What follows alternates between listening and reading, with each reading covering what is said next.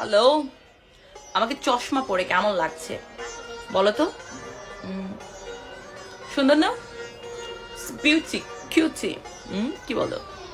এখানে চশমা দেখাইতেছে নাকি বাচ্চাদের খাবার দেখাইতেছে তোমরাই কমেন্ট করে জানাইও। টিকটকাররা জানে কিভাবে ভিউ বাড়াতে হয়, এই জন্য ওরা সবকিছু করতে প্রস্তুত। এখন বেশিরভাগ মেয়ে টিকটকাররা পাহাড় পর্বত সমুদ্র দেখিয়ে ভিডিও বানায়, কারণ ওরা জানে পাবলিক এখন ওদের দেখতে আসে না, পাবলিক দেখতে আসে পাহাড় পর্বত। আচ্ছা তো হে গাইস, আসসালামু আলাইকুম, welcome to new video.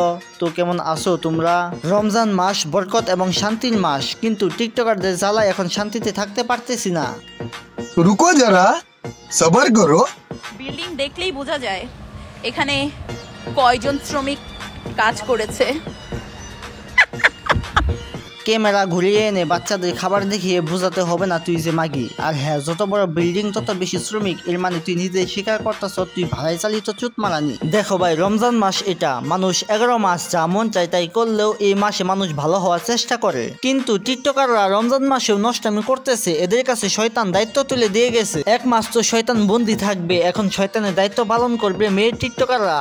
Video বেশি বড় করতে চাইতেছি না, তো ভিডিওটি এখানে শেষ করে দিচ্ছি। ভিডিও ভালো লাগলে লাইক করে দিও। সবাই ভালো থাকুন, সুস্থ থাকুন, আল্লাহ হাফেজ।